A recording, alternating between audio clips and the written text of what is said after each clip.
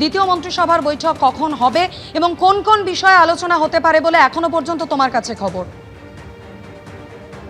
দেখো, 11টার সময় আজকে দ্বিতীয় মন্ত্রিসভার বৈঠক হওয়ার কথা, এবং যেটা জানা যাচ্ছে সেই বৈঠকের পর ক্যাবিনেটের মন্ত্রী যারা তারা সাংবাদিক বৈঠক করে বিষয়টা ঘোষণা করবেন। আজকে একটা কৌতূহল তুঙ্গে, কারণ হচ্ছে মুখ্যমন্ত্রী নিজেই প্রথম মন্ত্রিসভার বৈঠকের দিন একগুচ্ছ সিদ্ধান্ত ঘোষণার পর বলেছিলেন যে ডিএ এবং পে কমিশনের বিষয়ে আজকে সিদ্ধান্ত হতে পারে। ডিএ নিয়ে কি প্রত্যাশা মানুষের মধ্যে তুমি দেখেছো, এবং আগের সরকার সেই প্রত্যাশা পূরণ করতে ব্যর্থ হয়েছে এমন অভিযোগ আকছার উঠেছে।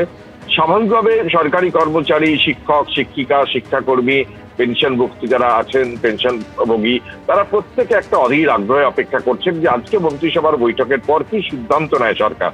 নতুন সরকার প্রচুর জনাদেশ নিয়ে ক্ষমতায় আসছে, প্রচুর এক্সপেকটেশন মানুষের মধ্যে, এবং বিজেপির যে এই অঙ্গীকার পত্র, তাতেই সেই অঙ্গীকার পত্রেই ছিল যে কেন্দ্রীয় সরকারের যে সুপারিশ বা কেন্দ্রীয় সরকারের সমহারে যে মানে দিয়ে সেটা এই রাজ্য সরকার ক্ষমতায় এলে দেবে, এবং পাশাপাশি সপ্তম বেতন কমিশন লাগু হবে। প্রধানমন্ত্রী পর্যন্ত নির্বাচনী প্রচারে এসে ঘোষণা করেছিলেন, এবং প্রথম মন্ত্রিসভার বৈঠকে মুখ্যমন্ত্রী নিজেই জানিয়েছিলেন একগুচ্ছ সিদ্ধান্ত ঘোষণার পাশাপাশি যে ডিএ, পে কমিশন ইত্যাদি বিষয় এবং প্রাতিষ্ঠানিক দুর্নীতির বিষয়ে সরকার কি পদক্ষেপ করছে, আরজি করের বিষয়ে সরকার পদক্ষেপ করছে, সেই সমস্ত বিষয়ে দ্বিতীয় মন্ত্রিসভার বৈঠকে আলোচনা হবে।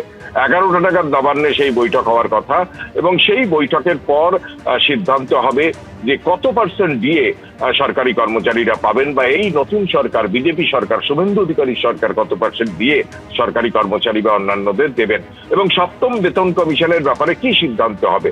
নতুন সরকারের প্রতি মানুষের এক্সপেকটেশন প্রবল, কারণ তুমি জানো যে ডিএ নিয়ে দীর্ঘদিনের টালমাটাল চলছে, টানাপোড়েন চলছে। সুপ্রিম কোর্টের নির্দেশের পরেও পুরনো সরকার বা বিগত সরকার সেই সিদ্ধান্ত কার্যকর করেনি এমন অভিযোগ আকছার উঠেছে।